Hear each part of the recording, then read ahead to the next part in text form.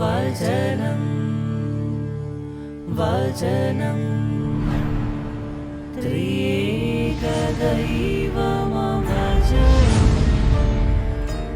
വചനം.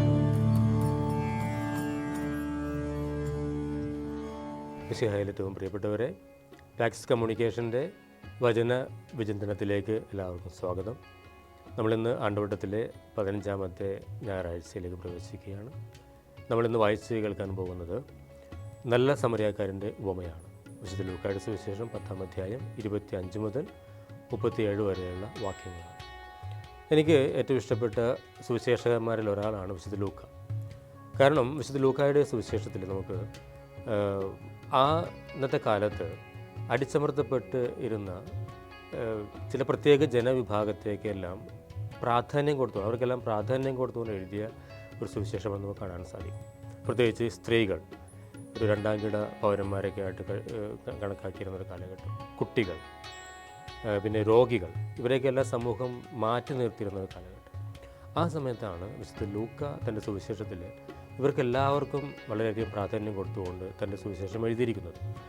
നമ്മളിന്ന് ലൂക്കായുടെ സുവിശേഷം 1-ാമത്തെ അധ്യായം മുതൽ തന്നെ നമ്മൾ എടുത്തു നോക്കുമ്പോൾ യോഹന്നാൻ്റെ ജനനത്തെക്കുറിച്ച് പറയുന്നുണ്ട്. അവിടെ എലിസബത്തിനെ പരാമർശിക്കുന്നത് നമുക്ക് കാണാനായിട്ട് സാധിക്കും. ഒരു സ്ത്രീയായ എലിസബത്തിനെ പരാമർശിക്കുന്നു. പിന്നീട് നമ്മൾ 1-ാം അധ്യായം 26-ാം വാക്യത്തിലേക്ക് കടന്നു വരുമ്പോൾ അവിടെ മുതൽ ഇങ്ങോട്ട് യേശുവിൻ്റെ ജനനത്തെക്കുറിച്ചാണ് പറയുന്നത്. അതിൽ പരിശുദ്ധ മറിയത്തെ പരാമർശിക്കുന്നു.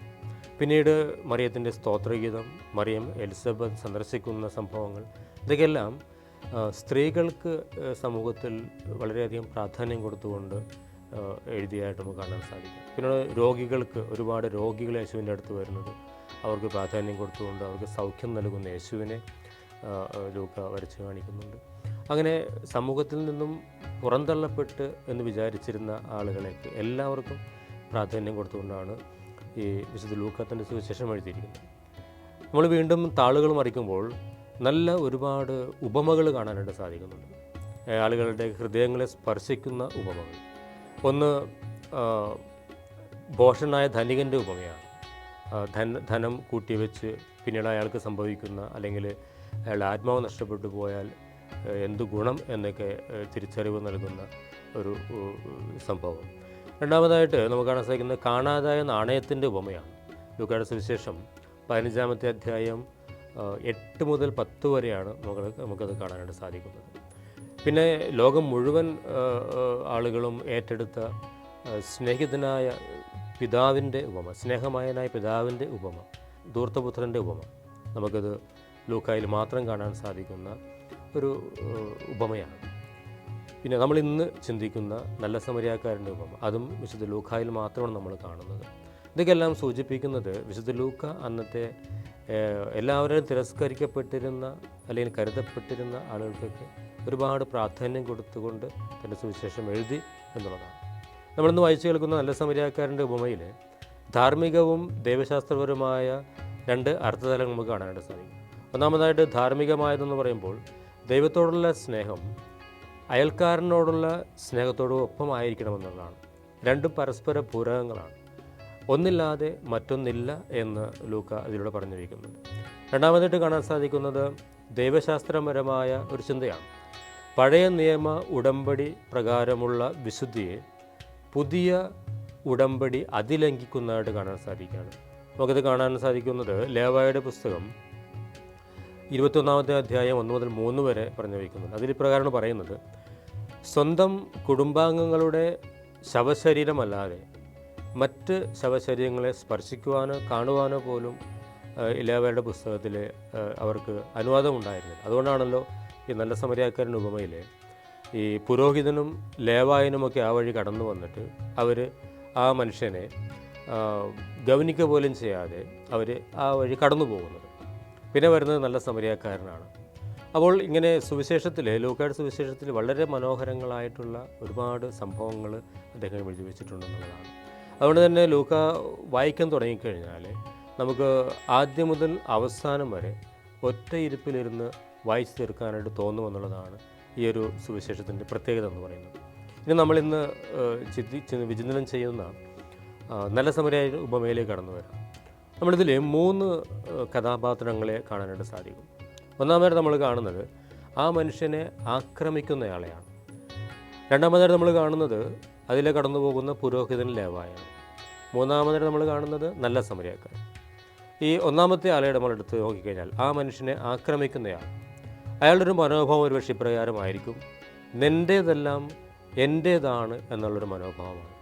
അതായത് സ്വന്തമായിട്ട് അധ്വാനിക്കാത്തത്, അനീതിപരമായിട്ട് സമ്പാദിക്കാനായിട്ട് ഇഷ്ടപ്പെടുന്ന ഒരു മനോഭാവം.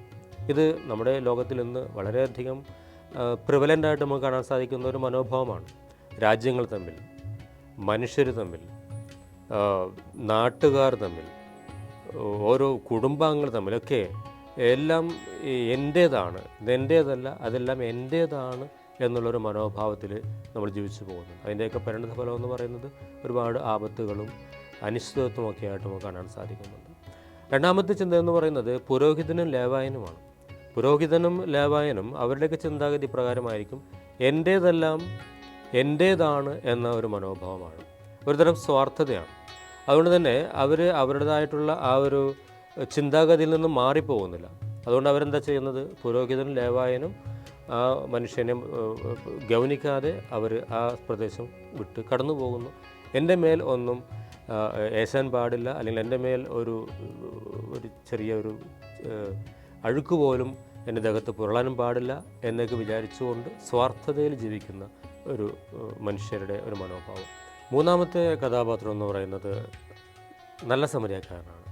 നല്ല സമരിയാക്കാരൻ്റെ മനോഭാവം എന്ന് പറയുന്നത് എൻ്റേതെല്ലാം നിൻ്റേതാണ് എന്നുള്ള ഒരു മനോഭാവമാണ്. അതുകൊണ്ടാണല്ലോ അയാൾ ആ മനുഷ്യനെ കാണുമ്പോൾ അയാളെ തൻ്റെ കഴുതപ്പുറത്ത് കയറ്റി സത്രത്തിൽ കൊണ്ടുപോയി ആക്കുന്നതും 2 ധനാറ കൊടുത്ത് അയാളെ നോക്കിക്കൊള്ളണമെന്നൊക്കെ പറയുന്നത്. ഈ 2 ധനാറ എന്നൊക്കെ പറയുന്നത് സുവിശേഷകന്മാർ പറയുന്നത് അത് 2 ദിവസത്തെ കൂലി എന്നൊക്കെയാണ് പറയുന്നത്. 2 ദിവസത്തെ കൂലി എന്ന് പറയുമ്പോൾ ഒരു സത്രത്തിൽ കുറേ നാളുകൾ ജീവിക്കാനായിട്ടുള്ള പണം അതിലുണ്ട് എന്നുള്ളതാണ്. അപ്പോൾ ഈ ഒരു ചിന്താഗതിയാണ് നല്ല സമരിയാക്കാരുണ്ടായിരുന്നത് എന്നുള്ളതാണ്. യേശു പറയുകയാണ് സുവിശേഷത്തിൻ്റെ അവസാനത്തിൽ യേശു പറയുന്നുണ്ട്, ആ നല്ല സമരിയാക്കാരനായിരുന്നു ശരി എന്നുള്ളതാണ്. അയാൾ നല്ല അയൽക്കാരനായിട്ട് വർത്തിച്ചു എന്നുള്ളതാണ്. നമ്മളിന്ന് ഈ വചനം വായിച്ച് ധ്യാനിക്കുമ്പോൾ നമ്മുടെ മനസ്സിലും നമ്മുടെ ജീവിതത്തിലും ഈ ഒരു നല്ല സമരിയാക്കാരൻ്റെ മനോഭാവം, അതായത് എൻ്റേതെല്ലാം നിൻ്റേതാണ് എന്നുള്ള ആ ഒരു മനോഭാവം ഉണ്ടാകട്ടെ. അങ്ങനെയുള്ള ജീവിതം നയിക്കുവാനായിട്ട് ദൈവം നമ്മളെല്ലാവരും അനുഗ്രഹിക്കട്ടെ.